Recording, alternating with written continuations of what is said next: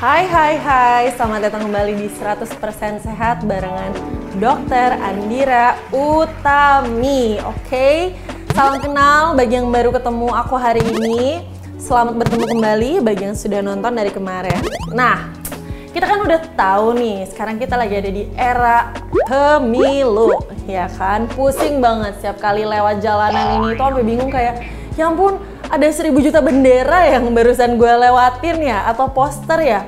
Pertanyaan aku dalam hati sebenarnya, itu nanti siapa sih yang bakal bersihin guys? Bakal dari timnya tuh atau gimana gitu, karena banyak banget gitu, pusing. Nah, jadi di era pemilu ini yang menuju akan datang di hari Valentine nanti, ya kan, tanggal 14 Februari ya kalau nggak salah, akan dilakukan pemilu serentak. Itu tuh ternyata pemilu ini ada disordernya. Lucu banget ya, dunia medis dan sains tuh paling sering emang melakukan riset sampai akhirnya menemukan temuan-temuan yang wow, ternyata itu ada. Nah, salah satu yang terjadi pada masa pemilu adalah ESD atau Election Stress Disorder. Ayo, siapa yang stres di masa pemilu ini?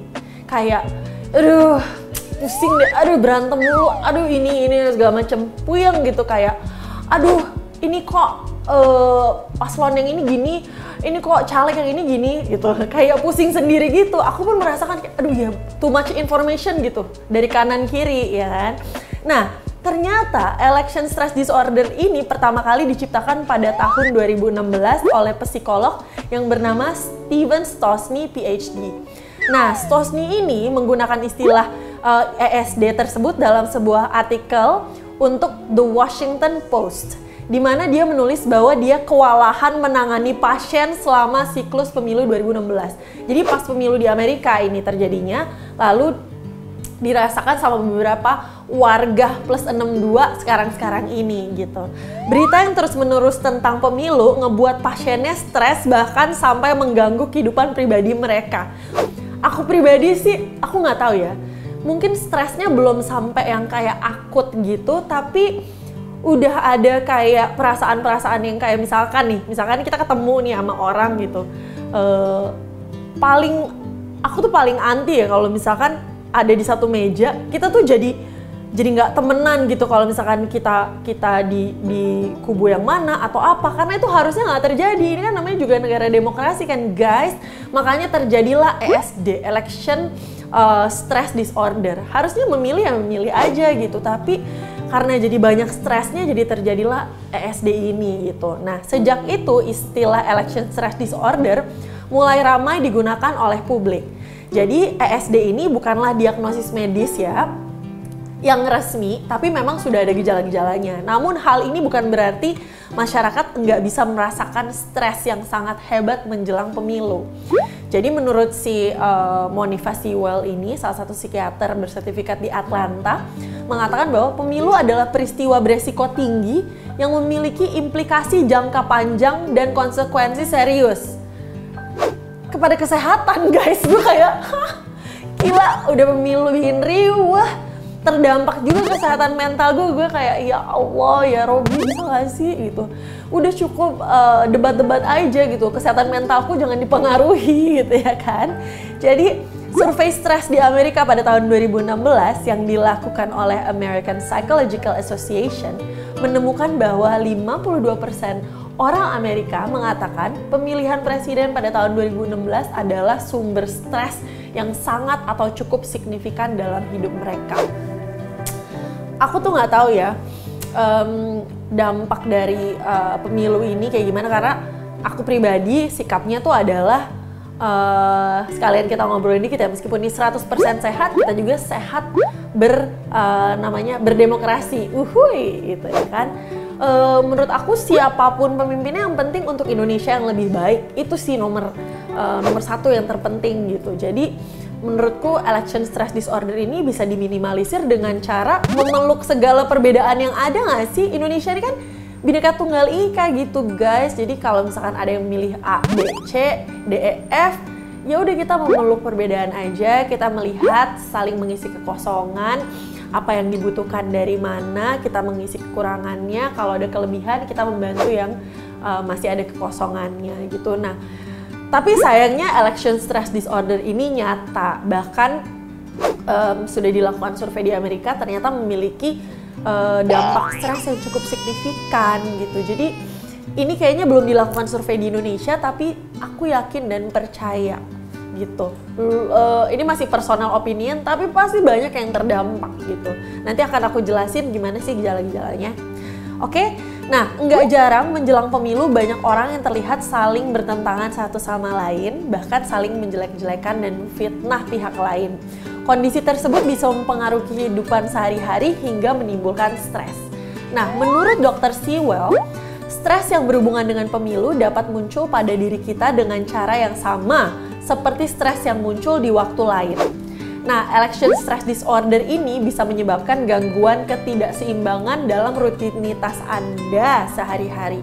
Semoga teman-teman 100% sehat, gak ada yang merasakan election stress disorder ini ya. Semoga kalian masih happy-happy aja. Kalaupun ada berita A, B, C atau apa, gak usah terlalu lama merengutnya ya kan. Bahagia aja terus dan jadi pemilih yang baik aja gitu. Biar nggak golput kita ya guys ya, daripada diselewengkan suaranya, oke?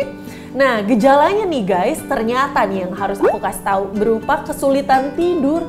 Oh my god, demi apa kesulitan tidur? Karena merasa khawatir dengan apa yang dibicarakan dalam debat capres. Masih terwawaw deh gue. Jadi ternyata gejalanya tuh bisa sampai sulit tidur karena kepikiran apa yang dibicarakan dalam debat capres. FOMO, nggak mau ketinggalan konteks pembicaraannya apa. Terus mengalami gangguan mental akibat berita seputar pemilu. Wow, ini wow banget sih. Gue pun juga kaget sih. Nah, stres yang berhubungan dengan pemilu juga dapat muncul ketika Anda takut ketinggalan berita yang tadi aku bilang, FOMO. Atau ketika Anda mungkin mulai sering ngecek ponsel untuk mencari berita setiap jam.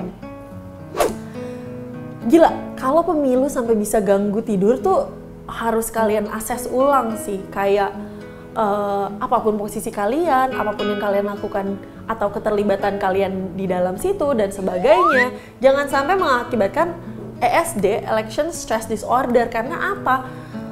Nggak sepantasnya gitu kalian merasakan itu. Makanya di saat banyak menerima informasi atau ada kejadian yang sedang terjadi dalam periode waktu tertentu, aku berharap semua orang bisa menghadapi itu semua dengan proporsional aja gitu. Jangan terlalu banget, tapi jangan terlalu antipati banget gitu. Jadi orang yang balance gitu, supaya tidak mengalami stres. Ini juga aku kaget banget ternyata gangguan si election stress disorder ini bisa bikin orang nggak bisa tidur, bisa orang bikin orang FOMO, bisa bikin gangguan mental akibat berita seputar pemilu. Terus bisa ngebuat kita sangat anxious sama berita yang mau dibaca. Menurut aku tuh adalah hal yang patut teman-teman evaluasi. Apakah belakangan ini merasa seperti itu? Kalau emang iya, coba kurangin intensitasnya ngecek-ngecek. Terus coba reaksinya terhadap informasi atau perdebatan atau apapun gak usah diambil hati. Pokoknya pesan aku satu sih, siapapun yang akan memimpin, aku berharap nomor satu, kesehatan Indonesia digalakan dan pastinya untuk kemajuan negara Indonesia bersama. Jangan ada cerai-berai perselisihan, apalagi terjadi election stress disorder. Ya ampun, mau milih pemimpin aja sampai stres tuh kan kayak lucu gitu kan. Jadi si SD ini juga bisa ngebuat kita gelisah juga soalnya. Dan ternyata menurut penelitian bisa bikin kita gelisah, mudah tersinggung, bahkan mudah ngerasa cemas, berada di dekat-dekat orang tertentu yang Anda tahu memiliki pandangan politik berbeda. Sehingga Anda khawatir bahwa topik tertentu akan muncul dan bisa menyakiti atau menyinggung pihak lain gitu. Jadi gila ya. Menurutku sih semoga kedepannya sebagai warga Indonesia, warga plus 62, semoga tidak banyak orang yang mengalami election stress disorder. Karena apa? Di sini aku mau mengajak semua untuk jadi pemilih yang bijak, pemilih yang kepalanya clear, kita bisa terus happy, memilih yang terbaik buat kita semua, memimpin negara kita sama-sama. Ya, supaya kita semua bergandengan tangan dan tidak mengalami lagi-lagi election stress disorder, karena sudah banyak stresor hidup selain stresor yang ditimbulkan oleh pemilu ini, guys. Jadi teman-teman jangan mengalami stres di periode pemilu ini. Yang penting kalian happy, sehat, nggak stres, terus jangan golput, ya kan? Karena nanti suaranya diselewengkan. Meskipun ini 100% sehat, aku akan terus mengajak teman-teman semua untuk menjadi warga negara Indonesia yang juga ikutan memilih. Oke? Pokoknya jangan sampai ngalamin yang namanya election stress disorder, karena menurut aku itu sangat, jangan deh.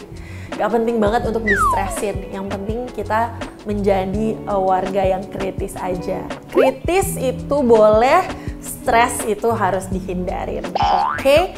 Nah, karena kita berada di tengah prosesi pemilu, menurutku jangan sampai ya teman-teman semua merasakan yang namanya ESD atau Election Stress Disorder, karena kepusingan hidup kita sudah hadir dari berbagai macam sumber kan. Seperti hari ini mikirin mau makan apa, terus nanti gaji kita mau kita tabung berapa persen, berapa banyak yang mau dipakai buat staycation, ya kan.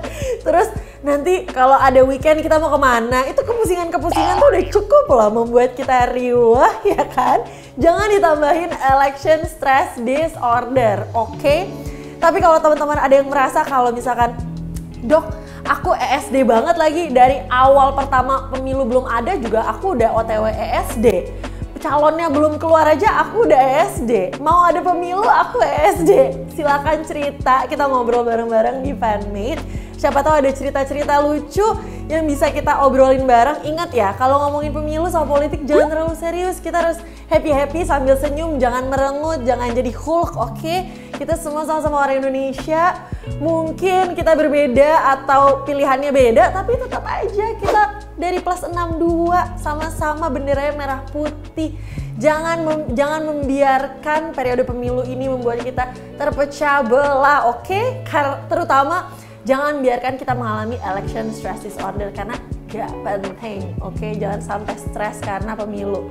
Jadi teman-teman sekalian, sekali lagi have fun, tetap sehat, jauhi yang namanya stres-stres yang tidak terlalu penting di dalam kehidupan.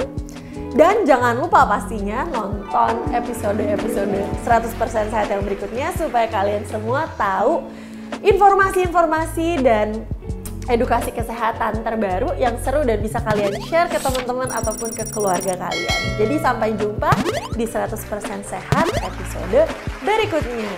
See you guys!